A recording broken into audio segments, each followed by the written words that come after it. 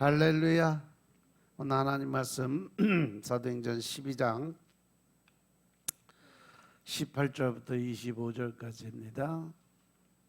사도행전 12장 18절부터 25절까지 같이 합독합니다. 18절.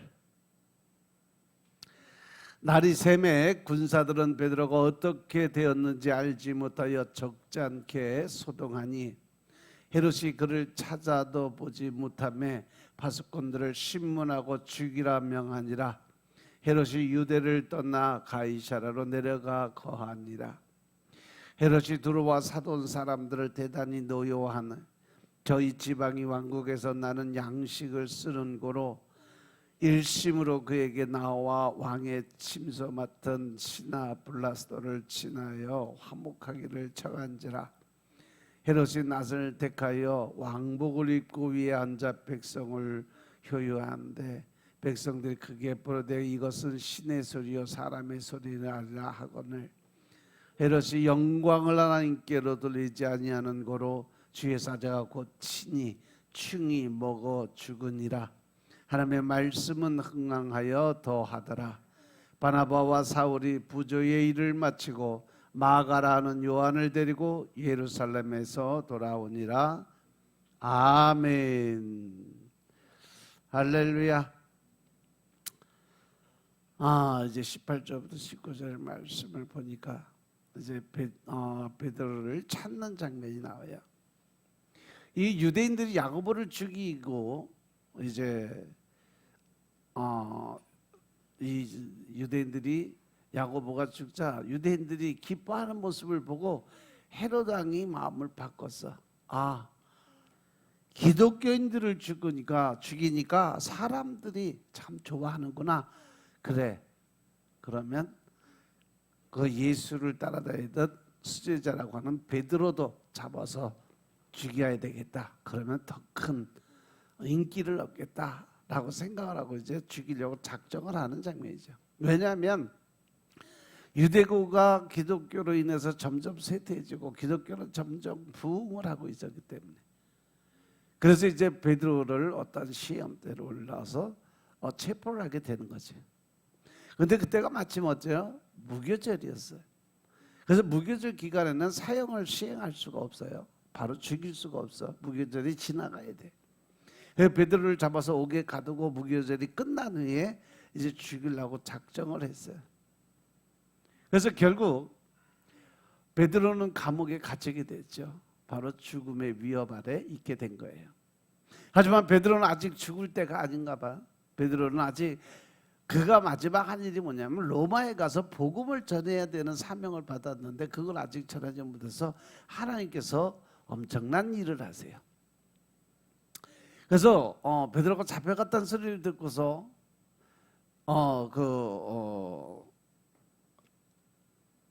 에베소 교회에 있는 그 성도들의 무기인 그 기도를 드릴 수 있는 특권을 가지고 모여 합심해서 기도를 드립니다.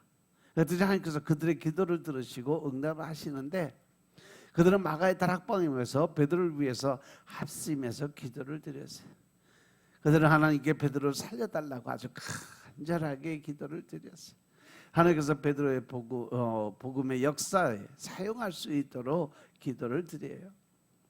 6절 7절 말씀 보니까 헤롯이 베드로를 잡아 죽이가던 전날 밤의 일이었어요. 베드로가 4명의 군사들 틈에서 두 쇠사슬에 매여서 누워 자고 있는데 그리고 이제 파수꾼들이 그 옥문 밖에서 옥을 지키고 있었어요. 그런데 하나님께서는요 성도들의 기도를 들으시고 일을 하시기 시작을 하십니다. 어떻게? 밤중에 호련의 주의 천사를 보내서 베드로를 구하는 작전을 시작하세요. 천사가 찾아 들어오니까 옥중에 광채가 났다 그랬어. 그 천사는 잠을 자고 있는 베드로의 옆구리를 쳐서 깨우고 급히 일어나라고 이야기를 합니다. 그래서 베드로가 피곤한 중에도 깨어서 쇠사슬에 이렇게 일어나니까 쇠사슬이 베드로의 손에서 저절로 다 벗겨지는 사건이 일어나요. 그랬더니 천사가 겉옷을 입고 따라오라고 얘기해요. 그래서 베드로는 천사를 따라가게 되죠. 이렇게 하나님께서는 우리들이 알지 못하는 신비로운 일을 하시는 분이심을 믿으시기 바랍니다.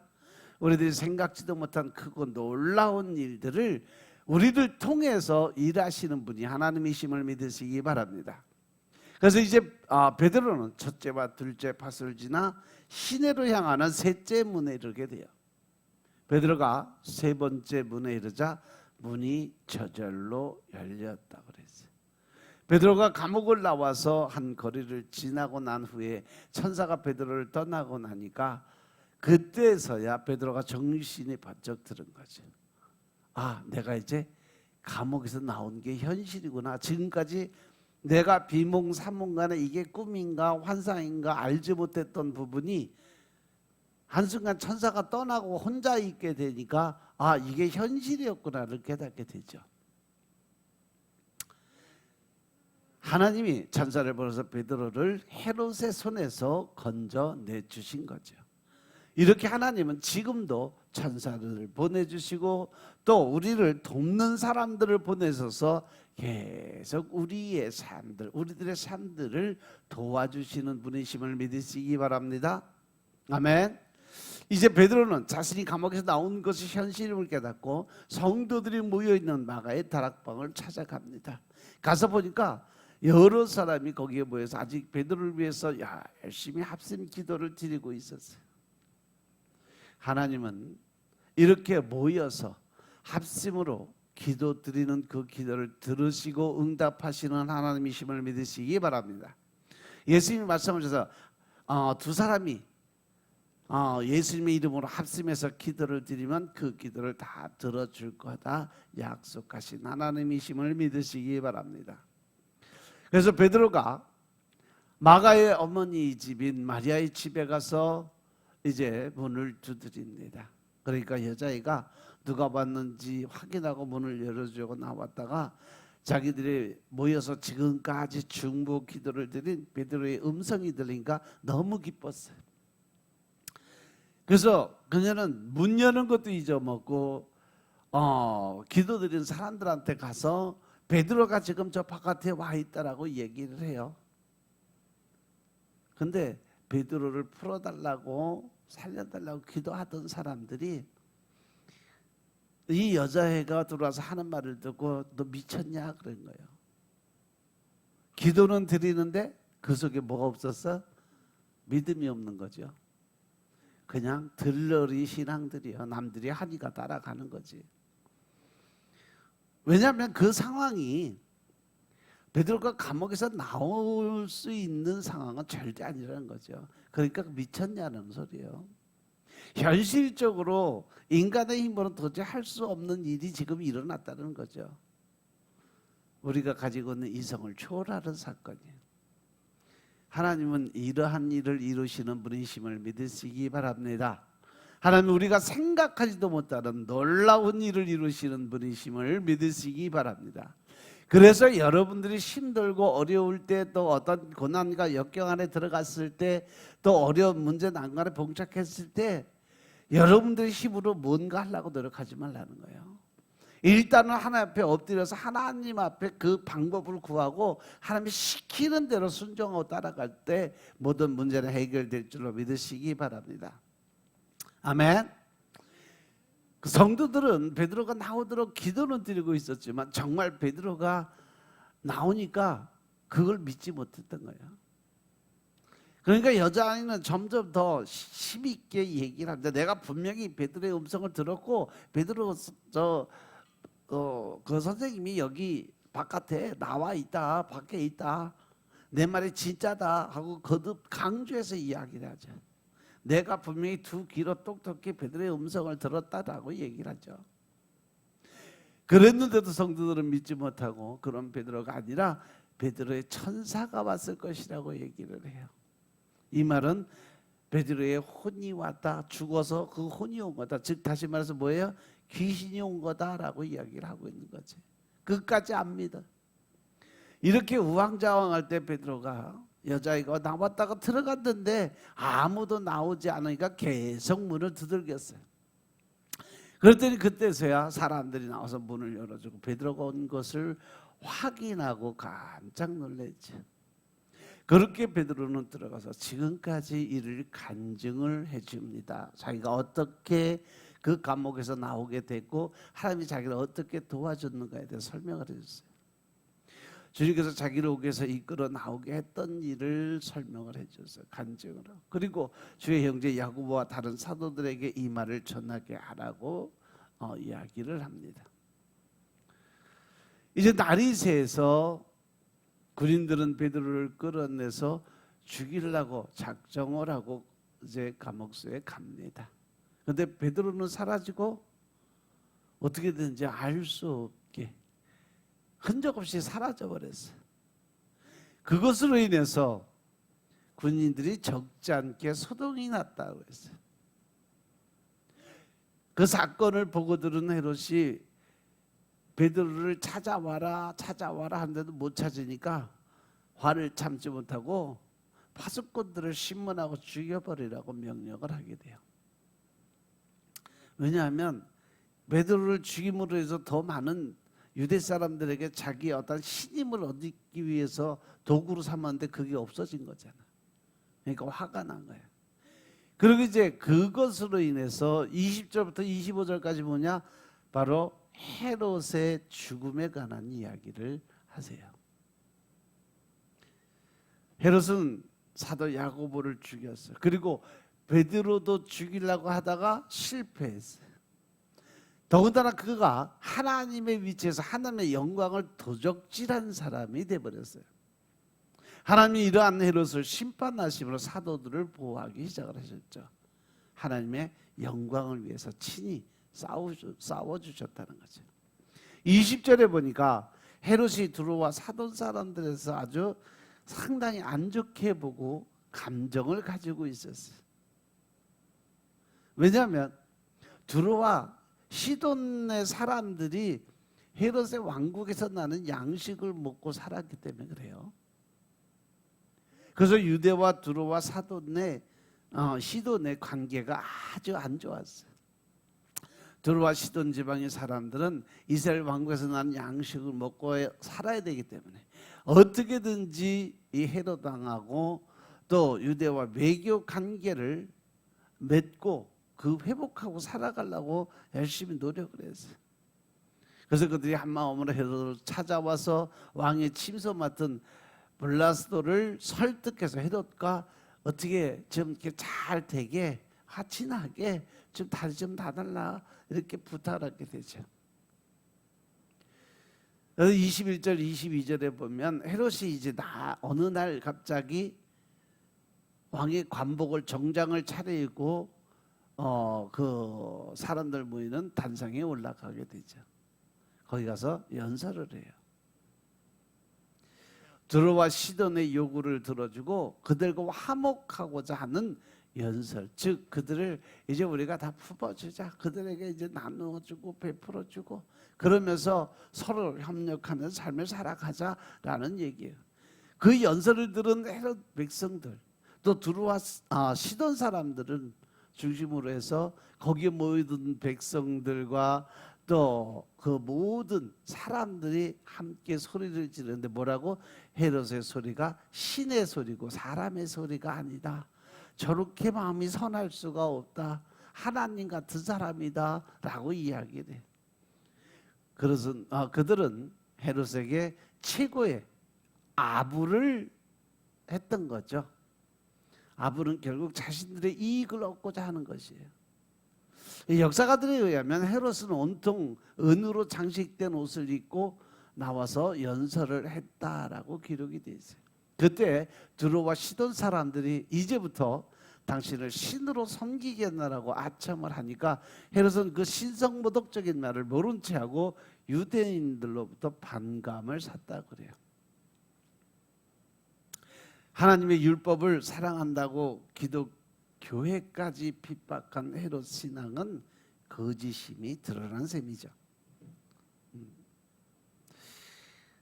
왕에게 넘치는 찬사를 바치는 것은 처벌을 받지 않으면서 왕을 몰락시키는 일이라고 로스프커라는 사람이 얘기했는데, 헤롯은 그들이 들은 그 찬사는요, 그의 인격과 덕 때문이 아니라 오직 폭군의 권세를 두려워한 거짓과 아첨의 소리였다는 거예요.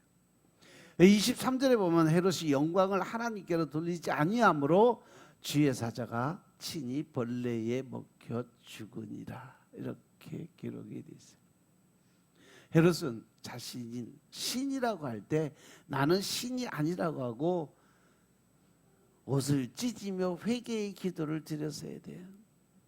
사도 바울이 그런 소리를 듣고 있을 때 바로 옷을 찢고 회개하며 하나님 앞에 영광을 올려드렸어요. 그런데 헤롯은 그 영광을 하나님께 돌리지 않았어요. 그는 자신이 하나님이 된 것처럼 생각해서 자기가 신이 되어버렸죠. 결국 사단의 교만함이 그의 마음을 잡게 됐어요. 그 문제로 인해서 하나님의 천사가 헤롯을 치게 됩니다.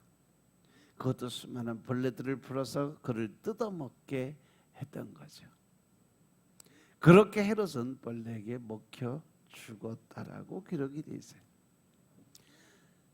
여러분들 지옥 가면요, 진짜 요만한 벌레들이 스물스물 기어다니면서 온몸에 붙어서 살 다 갉아먹는, 배추잎 갉아먹듯이 그렇게 갉아먹어요. 그러니 신경이 그대로 살아있고 통증 그대로 느끼고 피 뚝뚝 떨어지는데, 그거를 아주 하루 이틀 다니고 영원히, 그래서 사람이 그렇게 살 다 없어지잖아. 그러면 조금 있다가 뼈만 남아서 해골만 딱 남았는데, 조금 있으면 옆에 가서 있으면 살이 도로 쭉 붙어. 그럼 벌레가 또 가서 불어서 다 뜯어먹고, 또 쓱 발려먹고 나면 또 생기고, 그렇게 영원히 고통당하는 게 자만과 교만의 죄예요. 가서 보세요, 지옥 가면. 근데 지옥은 아무나 안 보여줘요, 하나님이. 이 역사가들에 의하면 그는 로마 황제의 생일을 맞아서 가이사랴 극장에 들어와 시돈 사람들을 함께 모아놓고 연설을 한 후에 닷새 만에 죽었다고 그래요. 그가 연설을 하던 중에 자신의 머리에 올빼미 같은 환상을 본 후에 배가 아프다고 계속하고 계속 심한 복통에 시달렸다고 하는데, 결국은 뱃속에서부터 벌레들이 그를 파먹고 나오기 시작해서 온 살을 다 뜯어먹었대. 뼈만 남았대. 하나님께서는 아무리 강한 권세자들도 하나님의 영광과 하나님의 섭리를 대적하고 회개하지 않으면 하룻밤 사이에 말씀 한마디로 죽일 수도 있다는 거죠. 벌레 한 마리로 몰락시킬 수도 있다는 거죠. 헤롯 왕이 AD 44년에 죽임을 당했다 그러니까 예수님이 오신 지 돌아가시고 한 10년 정도밖에 안 됐어요. 하나님이 친히 야고보를 죽이고 베드로를 가둔 헤롯을 심판하셨던 거죠. 또 세례 요한을 죽인 자를 심판하신 거예요.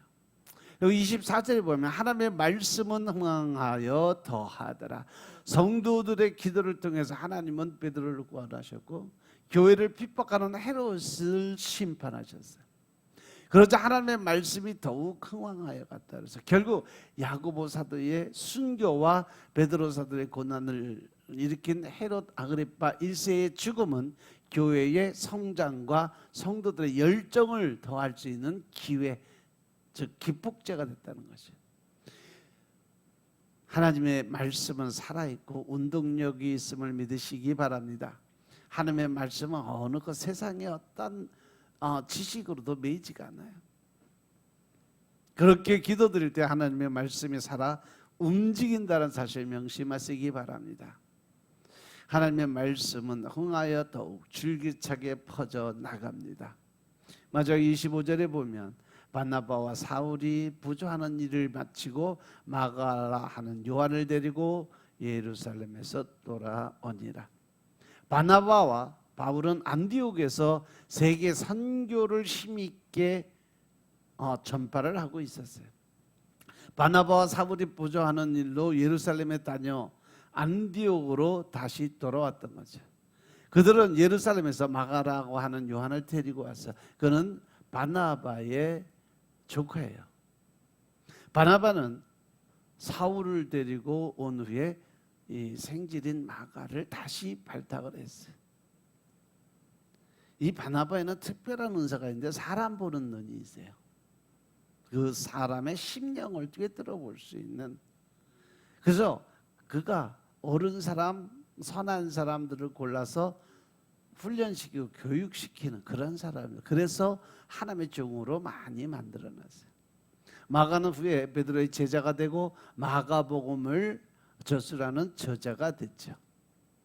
나중에 사도 바울의 동역자가 됐어요.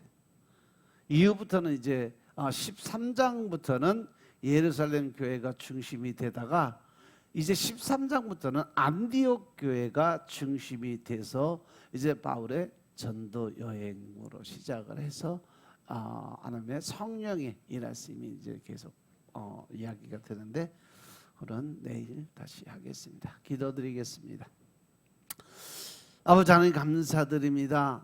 사도행전을 통해서 우리가 하나님의 뜻을 깨닫고 알게 하시고 또 복음의 진리에 대해서 알게 하시니 감사합니다. 오직 하나님의 말씀에 의지해 나아갈 때에 주님의 일하심이 나타나게 하시고 또한 하나님의 권세 능력을 사용할 수 있도록 도와주시고 성령님의 인도하심으로 늘 새 영 새 마음으로 무장될 수 있도록 주님이 축복하옵소서. 오직 성령 하나님의 인도하심이 나타내 볼 수 있도록 주님이 축복하옵소서. 모든 말씀을 주 예수 그리스도의 이름으로 감사드리며 기도드려 싸움나이다. 아멘.